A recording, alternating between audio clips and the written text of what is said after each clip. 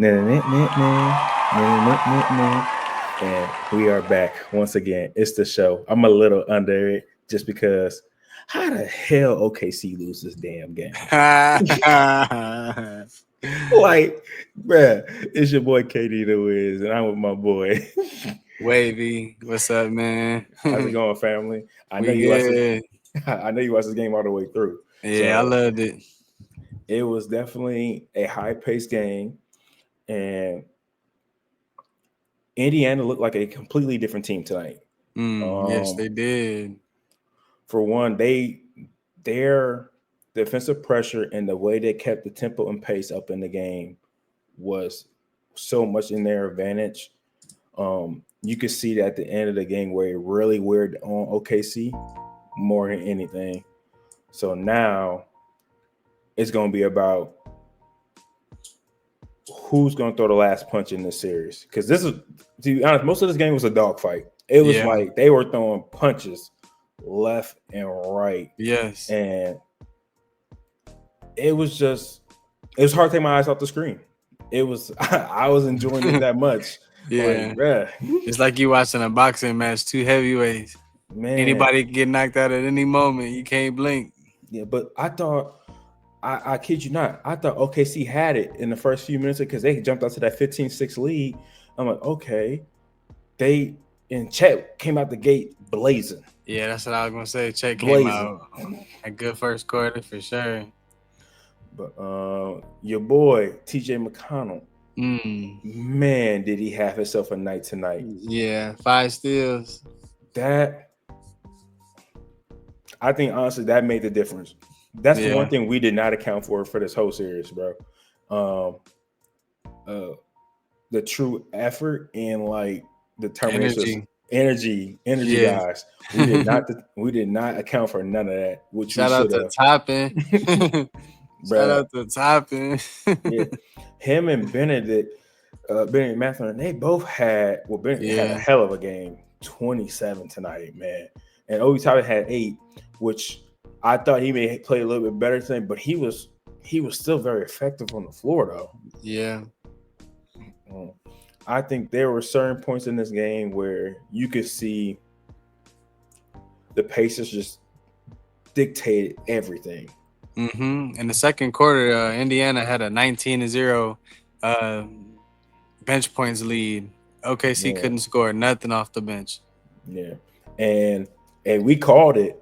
In the last one, bro, Hallie came out the gate, ultra aggressive, which we like. And I think going into halftime, what he had like 8 or 9 with 7 assists.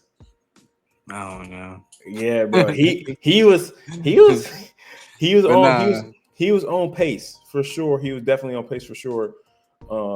For a better game than he had in the last showing.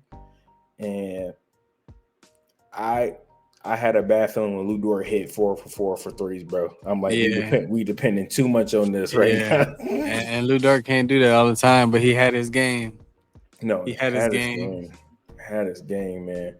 But I think the difference tonight was 2 main things: bench production, and I think the steals and the points off turnovers, man. Pacers had 13 steals tonight to OKC 6. And then the points off turnovers, Indiana had 21 to OKC's 14. Yeah. Like, that made the difference right there in all the game. Second chance points, it wasn't too much of a difference. I mean, 17 to 13, that's just like a few here, missed there. But they reffed the game pretty much how they reffed the first 2 games. Yeah. It was still very physical game, which I like. And like Indiana was able to get away with some stuff at the crib, though. Yeah, they got away a little bit more. They did. They got away a little bit more than they probably would at OKC. But that's the nature of the game. When you're at home, you're going to get a little bit more of a favor. Yeah, I think it was Lou Dort, and I'm not sure if it was Holmgren or SGA got 2 quick fouls like within the first minute or 2. Yeah, SGA offensive foul and then Dort like within the first minute or 2 of the game. So that set the tone. Yeah, right. It was hard just because it was just the way that Indiana plays basketball at that high tempo and like defensive pressure, the way they do it. You have no, unless you're really sound in your game, you have no choice but to play kind of into their style because you're trying to match point for point, and everybody can't score like that. Yeah. Even though OKC is a really good scoring team, but for them to be trying to be at that high octane like they were playing at, Yeah. it's not sustainable like you would think it would be. And you could see they were pretty gassed at the end of the and like in the fourth quarter, like when they were getting they were getting on the ground, they were taking a couple of seconds to catch a couple deep breaths. Yeah. And there were certain plays in that game where I personally felt like they were kind of dagger moments. I believe that TJ McConnell, when he got that fifth steal off the inbound, that was a hard. I believe that was one of the dagger moments right there, and one of the nails in the coffin.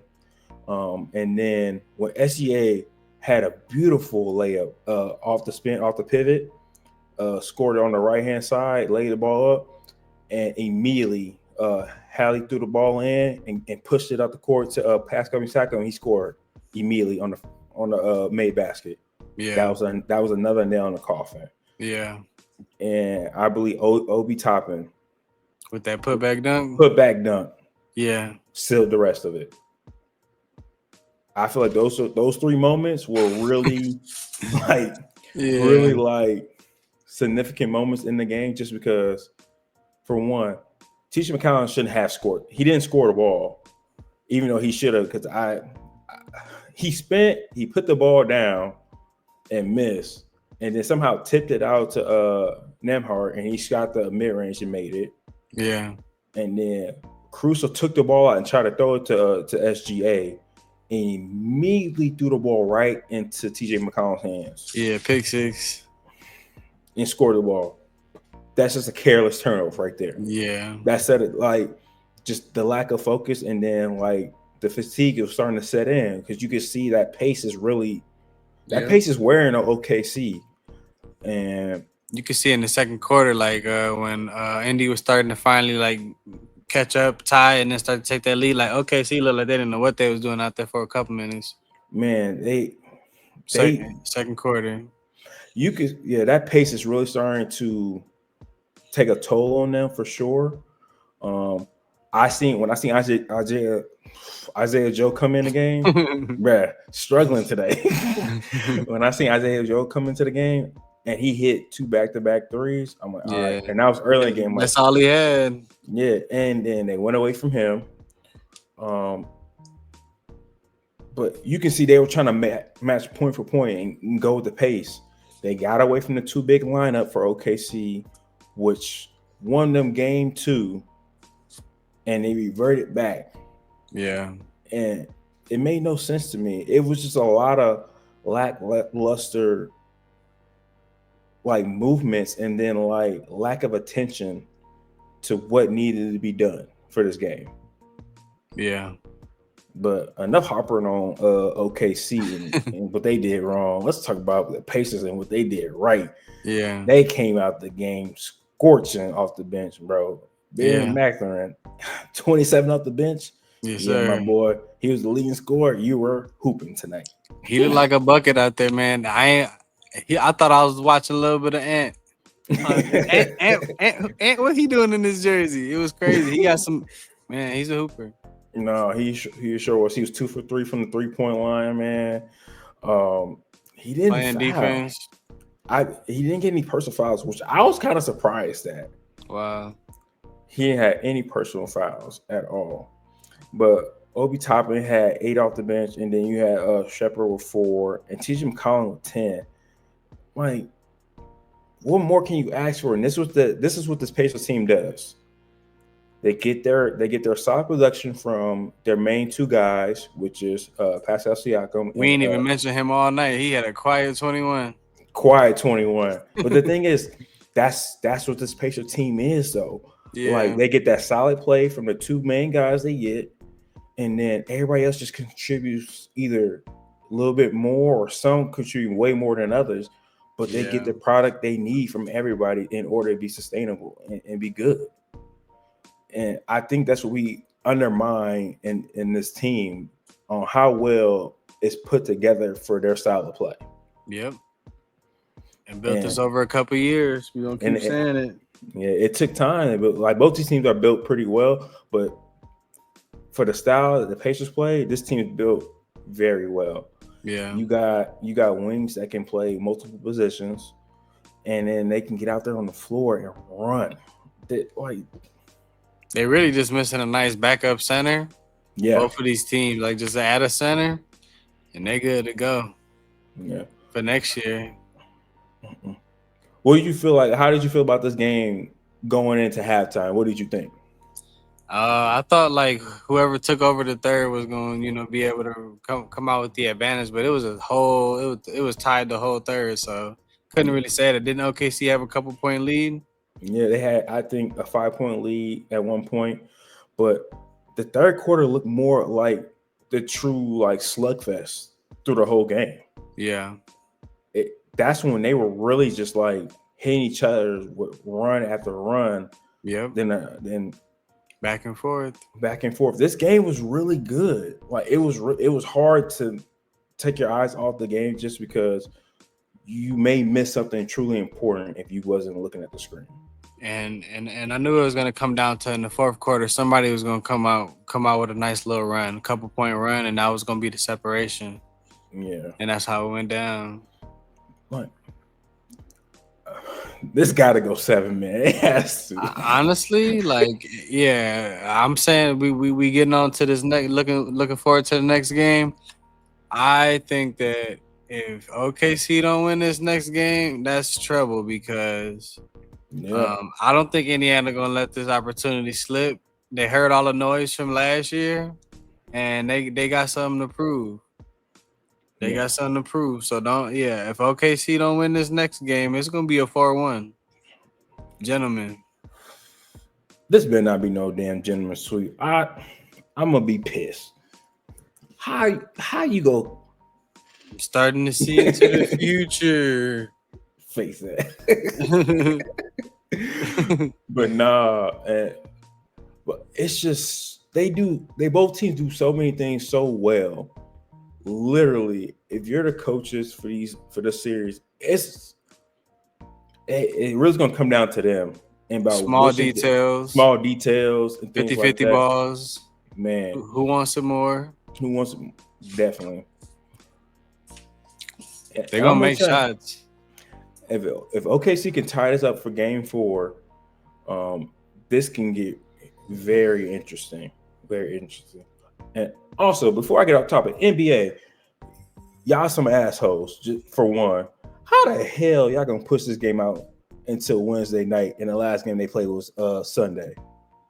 Bruh, you got me waiting all week. Luckily, they need day rest. The travel days. I'm not trying to hear none of that. I'm trying to see basketball. Y'all out of pocket for this. You better go holler at Gabe Vincent. You're the president. You know what? I got some choice words for the all. But y'all out of pocket for pushing this game to Wednesday, making people wait all this time, knowing well this game should have been on yesterday. But yeah, I had to get that off my chest real quick. It been bothering me all week. Yeah, I'm sad, but I don't want it to go too fast because then we done with hoops for a while. So let's enjoy the traffic. True. Enjoy the traffic. That's true. That's true. But damn, they go big buddy word for this one. They say, yeah. 2-week Super Bowl. 2-week Super Bowl. But man, hats off to Indiana playing their game tonight and making sure they took care of business at home. Still in control of the home court advantage for sure. OKC, you better figure out how to slow the pace down. Yes, sir. I think it's gonna get ugly. Oogly. Nah, I think Indiana, man, if they ever lacked confidence in their life before, I think that they ready. They know what it is. They know what time it is. They got one Yeah. at the crib. I think Rick Carlisle's gonna keep them very humble, very in the moment, level-headed. Like, yeah, man. I think Indiana's gonna pull this next game out. I don't think No. it's gonna be a close game though. I think they're gonna win by like 8 to 10 points, 8 to 12 points. I think Hallie gonna have a great game. I think he gonna come out with some buckets. See, now you bullshit. Nah, because we've been talking all these episodes about a guy arriving, and I think Hallie won it. Yeah. I can say SGA won it, but that don't mean they gonna blow them out. Yeah. But it's different because everybody's supporting and expecting OKC to win, and he's the MVP. Yeah. Hallie been an underdog in most situations, and he got traded, and it's a different energy in Indiana.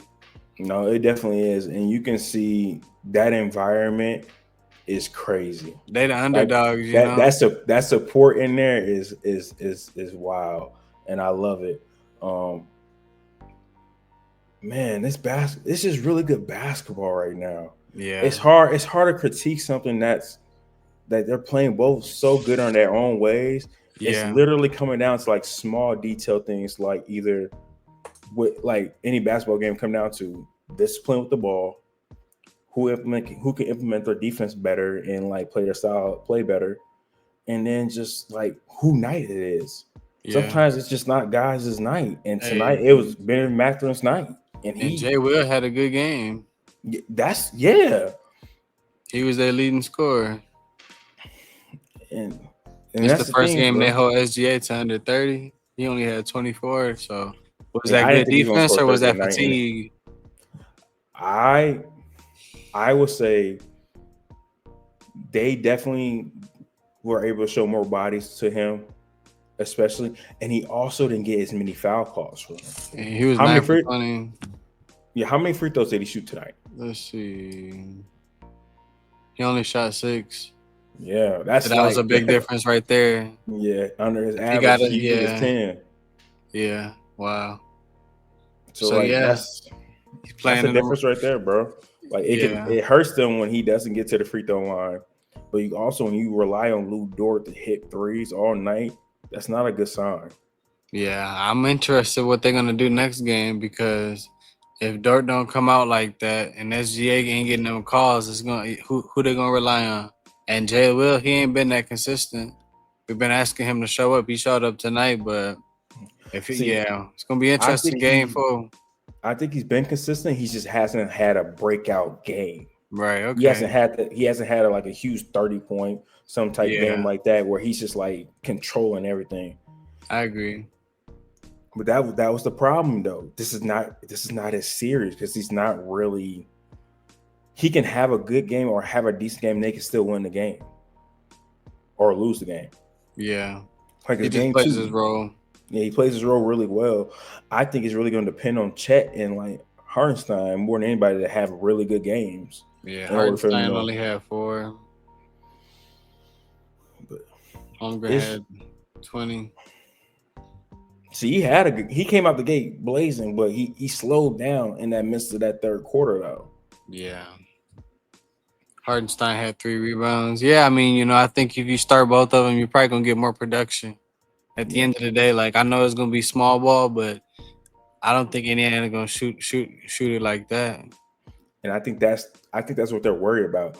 I think if they start both of them, they're worried about that pace getting too way out of hand and them not being able to keep up.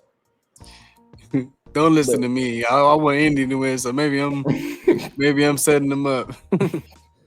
Well, because you can see there were times where in that third quarter, you see how the pace picked up really fast, and then Hartenstein was out there. It was like, yeah, nah, Chet, come on, and they had put back into that small ball lineup. Yeah, and it hurt them. They can win games like that, but you don't want to have to play like that if you don't want to. Yeah. Why would I play something I haven't won that many games in? I won 70+ games playing a 2 big lineup. and now I'm gonna revert to something different. Yeah. Like I get it's the NBA Finals, but sometimes you gotta stick to what works. That's what's been killing teams all year for y'all. And they played them in the regular season and had no problem. So what's the difference now? Stakes are higher. Nerves. But man, who do you feel has to be the X factor for OKC and the Pacers for game? Was it game 5? No, game 4. Game 4. Yeah, I'm gonna say. I'm not gonna say one person. I'm gonna say for OKC, they bench got to show up. Yeah, for sure. And for the Pacers, once again, it's gonna have to be Halliburton. He had 22 tonight. I want to see him put up some buckets, man. Okay. Step on that stage. Okay. I'm agree with you. I think OKC bench has to show up and be better, and they have to dictate the pace a lot more better going forward. And for the Pacers, if Halliburton can come out aggressive like he did this game, I don't even think he got to really be on a scoring tear, but to be in that realm of having like 8 and with 7, you're doing your part. You're doing more enough. You got people involved. Now the game is flowing through you. And it's not only flowing through you. Now everybody is eating off of you, and then they can be able to move forward and kind of be in a better position to score the ball. Yeah, it's gonna be about adjustments, man, and I want to see what OKC adjustments going to do, what adjustments they're going to make in order to slow down that pace, because man, that is detrimental to them. I know I've been harping on this the whole time, but that's literally what killed them. Yeah. No, it's not going to slow down. It's only going to get worse. Yeah, and I knew it was bad early in third when they both were like at 70 something. And they still had like 6 or 7 minutes left in the third. I'm like, yeah, bro, this is like, it's going, they scored too fast. Ain't nobody sitting down playing defense. I mean, they were, but like, it's just the fact of like, that's the tempo Indy likes to play at. And they know when it gets down to the last 5 minutes of the game, it's going to get ugly for people. Yeah. And it did. It got very ugly for OKC. But man, I can't wait. I'm looking forward to it. I'm still pissed how they lost this damn game. But y'all gotta win. Y'all had to win this game. This is a pivotal game. Yeah. Game 3 is a pivotal game. Andy. And